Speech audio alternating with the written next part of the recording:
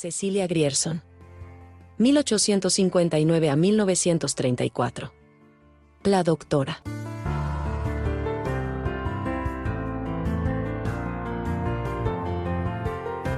Tenía nada más que 6 años, cuando tuvo que dejar el campo donde vivía con sus padres, en Entre Ríos, para ir a la escuela, a un colegio inglés. Aunque a la pequeña Cecilia, estar sola y lejos de su familia escocesa, le costaba un poco. Enseguida supo que le gustaba estudiar. La experiencia, sin embargo, fue breve, porque cuando su padre murió, Cecilia tuvo que regresar al pago para ayudar a su madre en la crianza de sus 6 hermanos.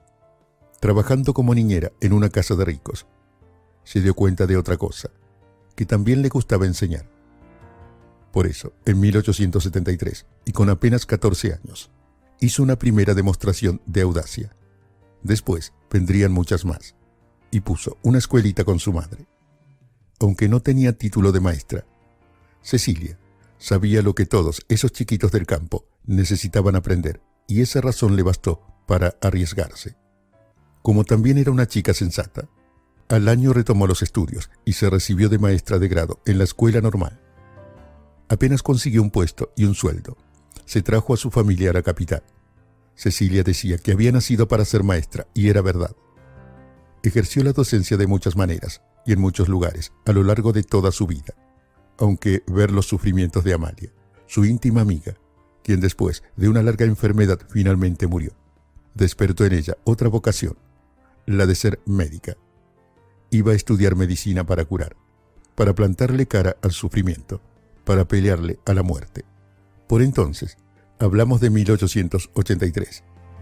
La idea de Cecilia de estudiar una carrera reservada exclusivamente a los varones era una locura.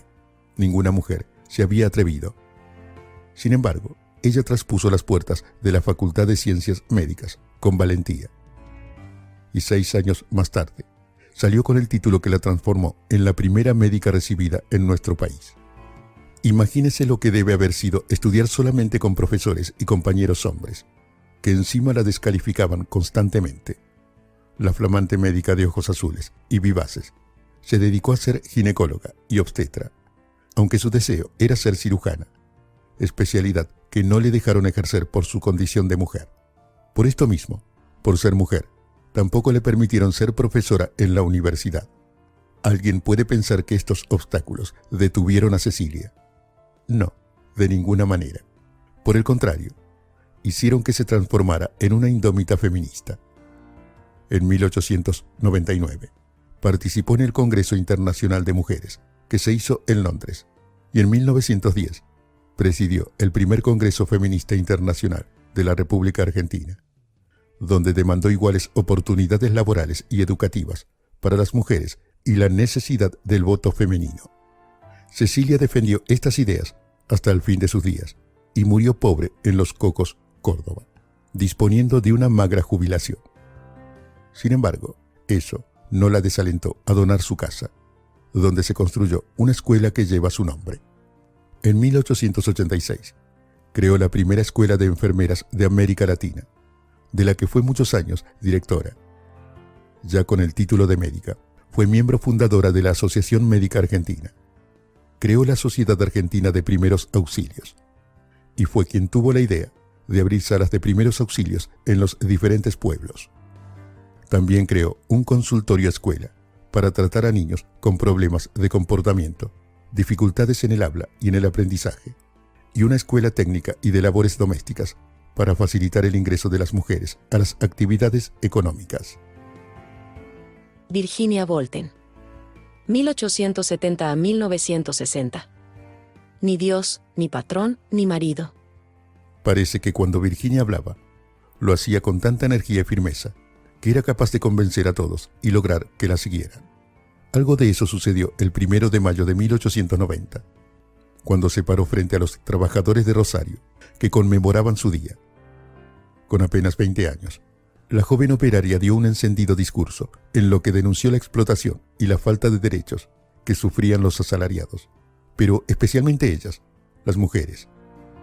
En ese acto, se convirtió además en la primera oradora en una concentración obrera. Los obreros se estaban manifestando no solo por el Día del Trabajo, sino también para homenajear a los mártires de Chicago, un grupo de sindicalistas anarquistas que habían sido ejecutados 4 años antes por reclamar que la jornada laboral fuera de 8 horas. De modo que Virginia, que también abrazaba la causa anarquista que promovía la igualdad, el amor universal, la solidaridad y la libertad, aprovechó para repartir panfletos políticos entre los manifestantes. Es que ella era todo eso: anarquista, feminista y también una sindicalista que luchaba por condiciones y salarios más dignos para sus compañeros. La cosa es que sus posturas eran demasiado revolucionarias para la época, y mucho más tratándose de una mujer, por lo que rápidamente se transformó en blanco de las autoridades, que después del acto del 1 de mayo la detuvieron por atentar contra el orden social. Habrán pensado que poniéndola presa iban a acobardarla. No a la señorita Bolten. En cuanto recuperó su libertad, Virginia se fue de gira por los pueblos para seguir difundiendo el ideario anarquista y alentar a las mujeres a organizarse para lograr su emancipación. En 1896 comenzó a publicar La Voz de la Mujer, el primer periódico anarcofeminista de Latinoamérica, que tenía como lema ni Dios, ni patria, ni marido, y que, según explicaban, aparece cuando puede y por suscripción voluntaria.